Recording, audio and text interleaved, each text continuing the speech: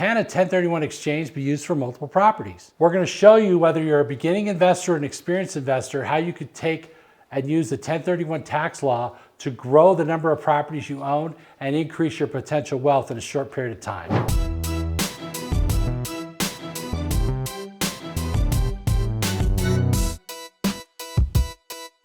We're going to show you how the 1031 tax laws can benefit you to increase your wealth and defer any taxes owed. We're going to talk about some of the less known rules of 1031 exchange, and we're going to show you how many properties you can and can't buy using a 1031 exchange. And finally, in the end, I'm going to tell you a story about how you can lose all of your money doing a 1031 exchange if you screw up, and why you need to follow certain rules and you need to follow and work with certain people. All right, so let's get into it. So there's the 3 property rule. The 3 property rule says that you have to identify 3 properties within 45 days of selling your initial property, okay? So you may want to go out and start looking for these properties before you sell your property, right? And sort of identify what they are. But when we say identify, we mean that you have to actually tell in writing your qualified intermediary. Qualified intermediary, I talked about on other videos. It's the person qualified to take your cash and do a 1031 exchange. So the money doesn't go to you, the money goes to the qualified intermediary who acts to bridge the money from the property you're selling for the down payment to the property you're buying. And there's rules of identification, and you have to identify 3 property addresses of properties that you're going to buy. They have to be of equal or greater value than the property you're selling. Next, can you buy multiple properties? Yes, you can buy multiple properties using a 1031 exchange. How do you do that? When you sell a property, and let's say you sell a property and you get a total of $200,000 is the sale price, and you get $50,000 in cash. That $50,000 cash goes to a qualified intermediary, and then let's say you buy a new place for $400,000, okay? Now, if you're a rich person like me, just start adding zeros. 2 million, you sold, you got 500,000, you bought a $4 million building. It's the same thing, it's just a couple different zeros, right? So for your bigger players, just remember you can add a couple zeros. So if you're selling a $2 million property, right, and you get 500,000 in cash, okay? Maybe you're going to go over here and you're going to buy $2.8 million property, right? Depending on how much cash you have to work with and what you're trying to do, okay? So again, when you do a 1031 exchange, your goal is to take your cash and roll it into another property. Now, why would you want to do that? The reason you want to do that is this word right here.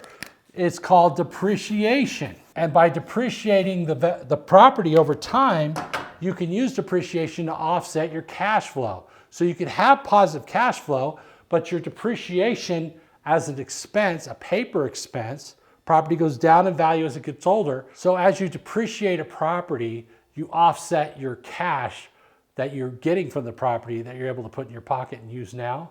And that allows you to not pay taxes on that income until you either sell the property and recapture the depreciation, or you may exchange again. So what typically happens is somebody starts with a little house, they get a small apartment building, they get a bigger apartment building, they get multiple properties, and before you know it, instead of owning a little house, they own 4 or 5 properties over a period of 5, 6, 8 years. The key to real estate investing and 1031 exchanges is having enough patience to wait for your equity to grow, for your mortgage to be paid down, to have enough cash to be able to get another property when you sell your property. So I want to say something to you. My last name's Maguire, and one of my favorite movies is Jerry Maguire.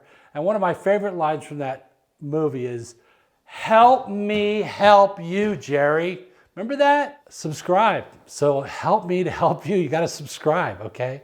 Subscribe so I can help you in your real estate investing. Look, you know, I've been doing this a long time, about 30 years. I'm a multimillionaire in real estate. I own many apartment buildings. I still buy, sell houses after fixing them. I still buy buildings, apartment buildings. I'm doing deals right now. I was on the phone this morning about a deal I'm doing right now. So I'm a real estate investor. Okay, and I'm not the only one. There's other ones out there on the internet that are educating as well, and they provide great information. I watch their videos too. We can all learn from one another. So be sure to subscribe so that I can help you to improve your ability to make money in real estate, understand real estate, and not make mistakes. And that's what we're going to go into next, is a story about a mistake that costs many somebodies a lot of money. Not long ago, there was an intermediary for 1031 exchanges that took everybody's money. It was a lawyer, and kept it. And what they ran was basically a Ponzi scheme. And a Ponzi scheme is where you take early investors and you give them later investors money. So what this individual was doing, this crooked individual, was he was taking people's money from the sale of their property and giving it to other people and scamming off money out of the trust account, which he was the trustee for, and was not doing things properly. So this is exactly why you use a qualified intermediary, you use a qualified, certified, legal, and licensed individual to help you to do these things. You don't want to be in a position to put your family or your wealth or your finances at risk by dealing with people who are shady, dishonest, or otherwise unscrupulous with your funds. So how do you avoid that? You get references. Generally, the title companies most of them have companies they either work with or they do it themselves. I use First American Exchange Company. These are massive companies. You're not going to have a problem with fraud. There's other companies out there as well. The challenge could be when you're using an individual who is doing exchanges and they're not really anybody looking over them. You know, think of the Bernie Madoff, right?